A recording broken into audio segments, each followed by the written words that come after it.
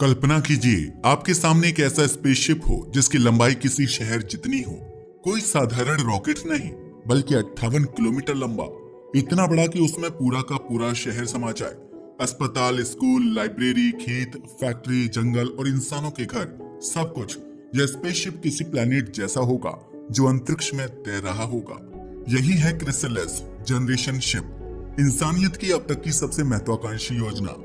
इसका एक ही मकसद होगा, धरती से निकलकर इंसानों को एक नए घर तक पहुंचाना, और वह घर होगा प्रॉक्सिमा बी, हमारी धरती से बाहर का पहला संभावित ठिकाना। लेकिन आखिर क्यों हमें इतना बड़ा स्पेसशिप बनाना पड़ेगा? क्यों इंसानों को अपनी धरती छोड़नी पड़ेगी? और ये यात्रा कितनी लंबी और खतरनाक होगी? इन सवालों के जवाब हमें इस कहानी में मिलेंगे। धरती वो जगह है जिसने हमें जन्म दिया, पाला और सभ्यता दी। लेकिन अब यही धरती धीरे धीरे हमारे लिए रहने लायक नहीं बच रही। बढ़ती पॉपुलेशन ने रिसोर्सेज पर दबाव डाल दिया है। ग्लोबल वार्मिंग की वजह से बर्फ पिघल रही है, समुद्र का जलस्तर बढ़ रहा है, जंगल खत्म हो रहे हैं और हवा जहरीली हो रही है। वैज्ञानिकों का मानना है कि अगर इंसान ने अपनी आदतें नहीं बदली तो आने वाले 100 से 150 सालों में धरती इंसानों के लिए नर्क बन जाएगी। ऐसे में सभ्यता को बचाने का सिर्फ एक ही रास्ता है, दूसरा घर ढूंढना। अगर हम स्पेस में देखें तो धरती के सबसे नजदीक रहने योग्य ग्रह का नाम है प्रॉक्सिमा बी। यह प्रॉक्सिमा सेंटोरी नामक तारे के चारों ओर घूमता है। दूरी है 4.24 लाइट ईयर, यानी लगभग 41 ट्रिलियन किलोमीटर। यह अपने स्टार के हैबिटेबल जोन में है, मतलब यहाँ पर तरल पानी मौजूद हो सकता है। इसका आकार और मास धरती जैसा है। यहाँ की ग्रेविटी भी धरती जैसी मानी जाती है, यानी कि अगर हम वहाँ पहुँच गए तो हमारी सभ्यता को नया घर मिल सकता है। 41 ट्रिलियन किलोमीटर सुनने में ही असंभव लगता है। अगर हम सबसे तेज स्पेसक्राफ्ट यानी वॉयेजर 1 से वहां जाएं तो करीब 70,000 साल लग जाएंगे। अगर उससे 60 गुना तेज यान बनाया जाए तो भी 1300 साल लगेंगे। इतनी लंबी यात्रा एक इंसान तो कभी पूरी नहीं कर पाएगा। यही कारण है कि वैज्ञानिकों ने सोचा कि हमें एक जनरेशन शिप बनाना होगा। जनरेशन शिप ऐसा स्पेसक्राफ्ट है जिसमें सिर्फ एक इंसान नहीं बल्कि पूरी सभ्यता यात्रा करेगी। इसमें कई पीढ़ियां पैदा होंगी और मरेंगी।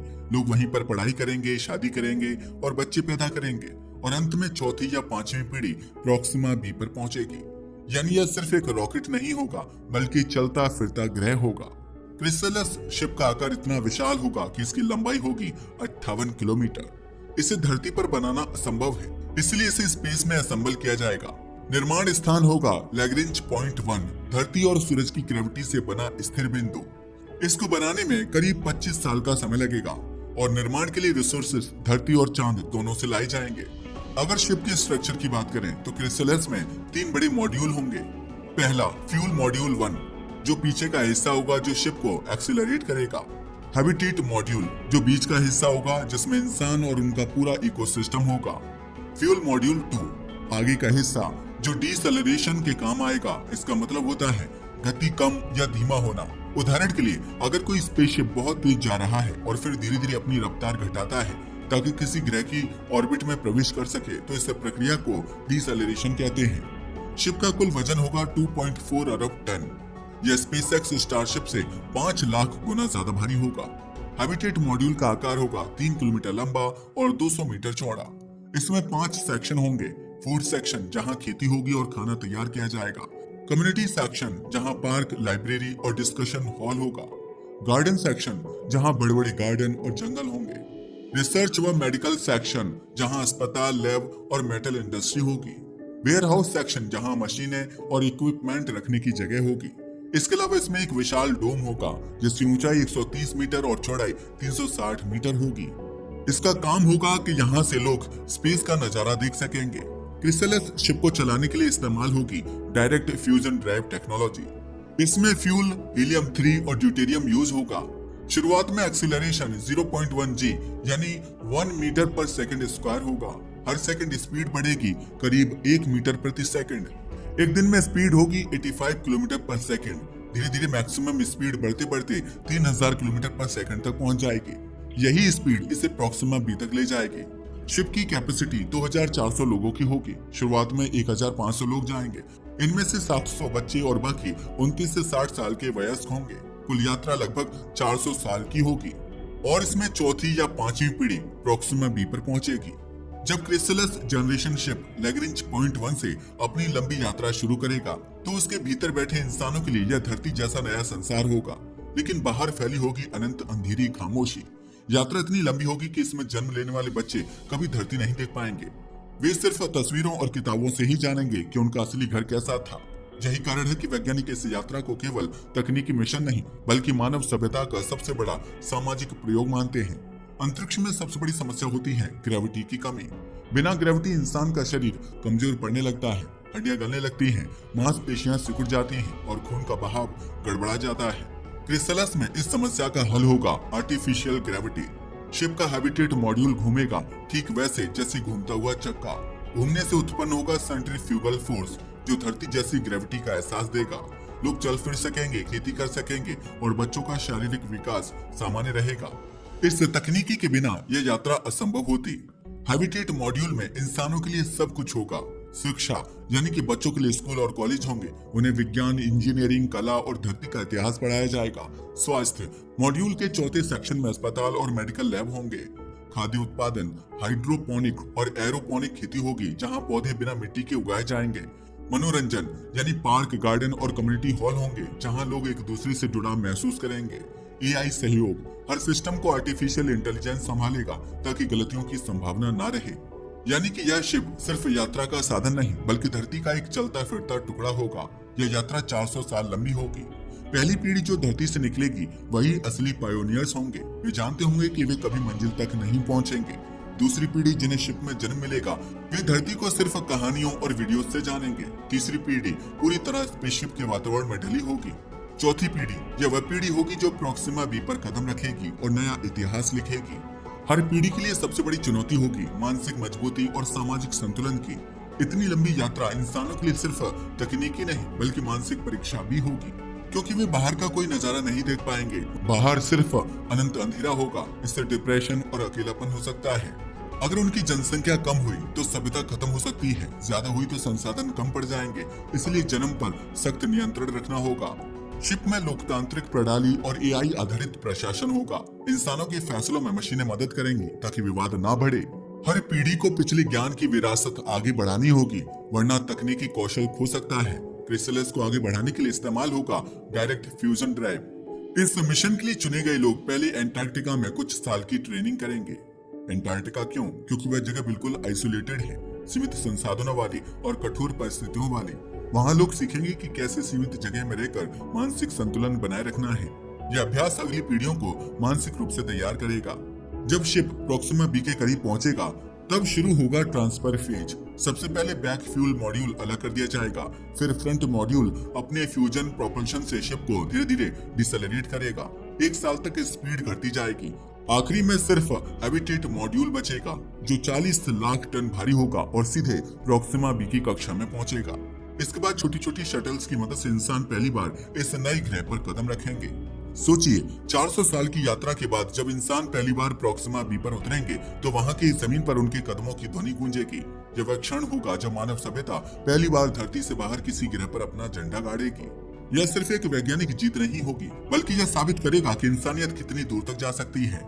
400 साल की यात्रा के बाद जब क्रिसलस जनरेशन शिप प्रॉक्सिमा बी की कक्षा में पहुंचेगा तो वह पल मानव इतिहास का सबसे भावनात्मक क्षण होगा। हजारों पीढ़ियों से इंसान आकाश की ओर देखता आया है, धरती की सीमाओं को पार करके। अब जब पहली बार कोई सभ्यता दूसरे तारे के नीचे अपनी छाया डालेगी तो यह साबित होगा कि इंसान केवल एक ग्रह का निवासी नहीं बल्कि कॉस्मिक सभ्यता है। शिप से उतरने वाली पहली टीम अपने कदम लाल और भूरे रंग की उस चट्टानी मिट्टी पर रखेगी। कैमरे इस ऐतिहासिक पल को रिकॉर्ड करेंगे और शायद धरती पर बैठे लोग, यदि अभी भी जीवित सभ्यता वहां होगी, उस दृश्य को रेडियो सिग्नल्स के माध्यम से सैकड़ों साल बाद देख पाएंगे। प्रॉक्सिमा बी पर इंसानों की पहली बस्ती का नाम होगा डॉन बेस, नई सुबह की शुरुआत। कॉलोनी बनाने की योजना पहले से तैयार होगी। हैबिटेट डोम्स, मोटी पारदर्शी शील्ड्स वाले गुंबद जो रेडिएशन और मौसम से सुरक्षा देंगे। ऑक्सीजन जनरेटर, बर्फ और खनिजों से ऑक्सीजन निकाली जाएगी। वाटर सिस्टम, जमीन के नीचे जमी बर्फ को पिघलाकर पीने और खेती के लिए इस्तेमाल किया जाएगा। एनर्जी सोर्स, कॉलोनी को ऊर्जा मिलेगी न्यूक्लियर रिएक्टर्स और सोलर एरे से। कम्युनिकेशन सिस्टम, धरती से संपर्क रखना मुश्किल होगा क्योंकि सिग्नल को आने जाने में 8 साल लगेंगे, लेकिन स्थानीय नेटवर्क इंसानों को जोड़े रखेगा। धरती से लाए गए बीज और जेनेटिकली मॉडिफाइड पौधों की मदद से हाइड्रोपोनिक फार्म बनाए जाएंगे। पौधे पानी और मिनरल्स पर उगेंगे, मिट्टी की जरूरत नहीं होगी। शुरुआती सालों में पोटैटो, गेहूं, सोयाबीन और स्पाइरुलिना इंसानों का मुख्य आहार होगा। धीरे धीरे नई खेती विकसित होगी और इंसान स्थानीय मिट्टी को भी जैविक रूप से खेती योग्य बनाने की कोशिश करेंगे। यह खेती सिर्फ भोजन ही नहीं बल्कि इंसानों के लिए मानसिक संतुलन का साधन भी होगी। हरे पौधों को देखकर वे धरती के बारे में सोचेंगे और जीवन में आशा बनी रहेगी। लेकिन यह ग्रह धरती जैसा आसान नहीं होगा। इसके खतरे बहुत गहरे हैं, क्योंकि प्रोक्सिमा सेंटोरी एक रेड ड्वार्फ स्टार है जो बार बार खतरनाक फ्लेयर छोड़ता है। ये रेडिएशन इंसानों के लिए घातक हो सकती है, इसलिए कॉलोनी को भूमिगत शील्ड्स और मैग्नेटिक फील्ड जनरेटर से सुरक्षित करना होगा। यह ग्रह धरती से भारी है। जब इंसान प्रोक्सिमा बी की सतह पर उतरेगा तो उसे अपने शरीर को नई गुरुत्वाकर्षण के हिसाब से ढलना होगा। शुरुआत में चलना फिरना मुश्किल लगेगा, सांसें तेज चलेंगी और हड्डियां व मांसपेशियों पर दबाव बढ़ेगा। लेकिन जैसे जैसे समय बीतेगा और इंसान वहां के माहौल में जीना सीखेगा, शरीर खुद को नए ग्रह की परिस्थितियों के अनुकूल बना लेगा। यह सफर महीनों या कुछ सालों में पूरा हो सकता है। प्रोक्सिमा बी पर वातावरण भले ही मौजूद हो, लेकिन वह इंसानों के लिए बिल्कुल भी सांस लेने लायक नहीं है। यहाँ की हवा में ऑक्सीजन नगण्य है और ज्यादातर हिस्सा जहरीली गैसों से भरा है। इसलिए इंसानों को हर सांस के लिए ऑक्सीजन जनरेटर या स्पेस सूट पर निर्भर रहना होगा। इस ग्रह पर खुली हवा में सांस लेना फिलहाल एक सपना ही रहेगा। यहाँ एक दिन धरती के मुकाबले कई गुना लंबा है, मतलब कि कई महीनों तक लगातार दिन या लगातार रात हो सकती है। इससे खेती और मानसिक स्वास्थ्य दोनों पर असर पड़ेगा।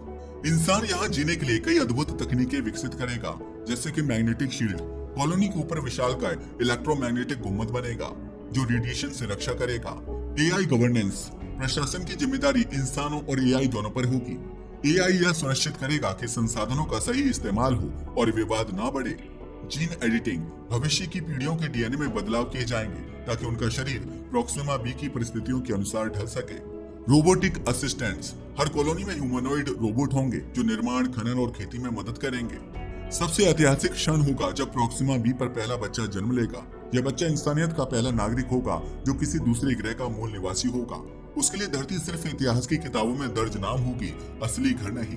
धीरे धीरे पूरी सभ्यता का मनोविज्ञान बदल जाएगा। ये खुद को धरतीवासी नहीं बल्कि प्रोक्सिमा वासी मानने लगेंगे। यह बदलाव ही मानव सभ्यता को कॉस्मिक सभ्यता की ओर ले जाएगा। कुछ पीढ़ियों बाद जब इंसानों का शरीर और मन नए ग्रह की परिस्थितियों में ढल जाएगा तो यह सवाल उठेगा, क्या वे अब भी धरतीवासी रहेंगे या इंसानियत की एक नई शाखा बन जाएगी। संभव है कि उनके शरीर की बनावट, हड्डियों की मजबूती और आंखों की संरचना बदल जाए। उनका जीनोम धरती के इंसानों से अलग हो जाए। इस प्रकार प्रोक्सिमा बी पर इंसान सिर्फ धरती का विस्तार नहीं होंगे बल्कि नई प्रजाति के जन्मदाता होंगे। डॉन बेस की बत्तियां जब पहली बार प्रोक्सिमा बी की सतह पर जलेंगी तो वह सिर्फ रोशनी नहीं होगी, वह होगी इंसानियत का दूसरा सूर्योदय। लेकिन उस समय क्या होगा जब ये लोग 400 साल का सफर पूरा करने के बाद प्रोक्सिमा बी पर पहुंचेंगे और वहां देखेंगे कि ये ग्रह तो बिल्कुल भी रहने लायक नहीं है। उस समय इन लोगों का हाल क्या होगा? क्या आपको लगता है कि ये सब पॉसिबल हो पाएगा? हमें नीचे कमेंट करके जरूर बताएं।